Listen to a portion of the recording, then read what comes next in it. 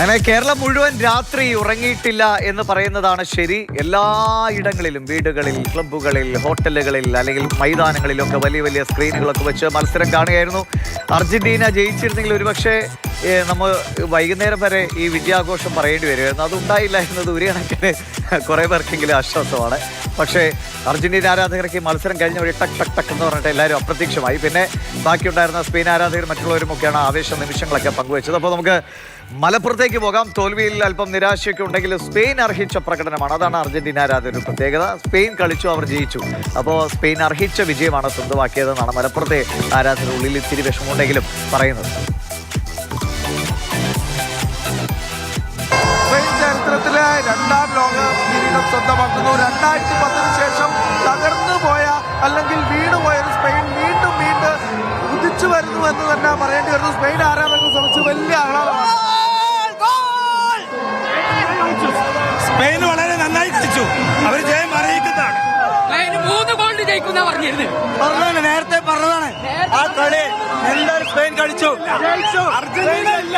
അർഹതകൾക്കുള്ള അംഗീകാരം, അർഹത ടീമിനുള്ള അംഗീകാരം. അർജന്റീന 2 പ്രാവശ്യം അൾജീരിയയായിട്ട് കംബാക്ക് വന്നതാണ്. ഒരിക്കലും യെമിനെ മാത്രം അവർ മാർക്ക് ചെയ്തു. നന്നായിട്ട് നല്ല വിജയം, നന്നായിട്ട് കളിച്ചു. വലിയൊരു വേദന ഉണ്ട്, മനസ്സിലാവുന്നുണ്ട്. സ്പാനിഷ് ആരാധകർക്ക് വലിയ സന്തോഷമാണ്. എന്താണ് പറയാനുള്ളത്? സ്പെയിനെ അറിയിച്ച വിജയം. ഒരു അടി പോലും അർജന്റീന സ്പെയിനിന്റെ പോസ്റ്റിലേക്ക് അടിച്ചില്ല.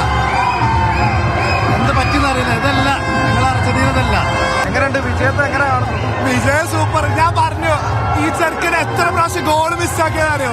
Full world cup. ഞാൻ ബാർസലോണ ഫാനാണ്. ബാർസലോണക്ക് അവർക്ക് ഇത്രകാലം മിസ്സാക്കിയതറിയോ? പക്ഷെ അവരടിച്ചു. അർജന്റീന ഫാൻ എന്ന നിലക്ക് നല്ല നിരാശയുണ്ട്. ലക്ക് ഉണ്ടായില്ല. നന്നായി കളിച്ചു, സംശയമൊന്നുമില്ല. പക്ഷെ മെസ്സിയുടെ ഒരു പെർഫോമൻസിൽ നിരാശയുണ്ട്. കണ്ണൊക്കെ അറിയുന്ന വിഷമം കാണുന്നുണ്ട്.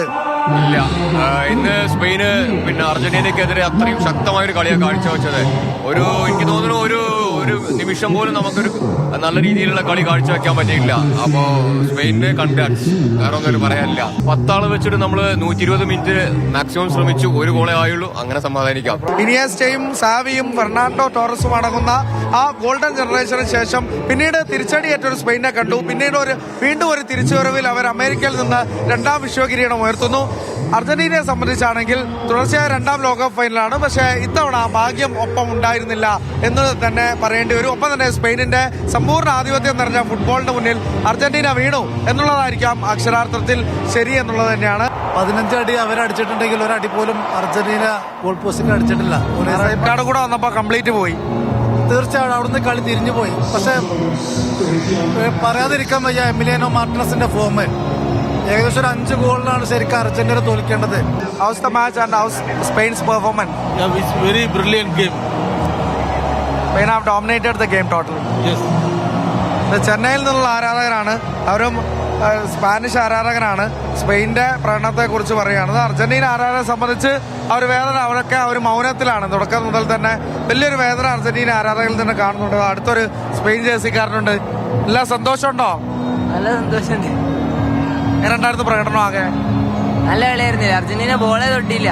നമ്മളെ സ്പാനിഷ് ആരാധകരെ സംബന്ധിച്ച് അവരുടെ സന്തോഷം, അർജന്റീന ആരാധകരെ സംബന്ധിച്ച് അവരുടെ വേദന, ഇതൊക്കെ തന്നെയാണ്. എന്തായാലും ഫുട്ബോളിന്റെ സൗന്ദര്യം സ്പെയിൻ എന്തായാലും അടയാളപ്പെടുത്തുന്നു. 2026 അവരുടെ വർഷമാണ്. 2ാം വിശ്വകിരീടത്തിലൂടെ യൂറോപ്യൻ ഫുട്ബോളിന്റെ മനോഹാരിത, സ്പാനിഷ് ഫുട്ബോളിന്റെ സൗന്ദര്യം എങ്ങും പോകുന്നില്ല എന്നൊരു ഓർമ്മപ്പെടുത്തൽ, അടയാളപ്പെടുത്തൽ ആയി തന്നെ അവശേഷിക്കുന്നു.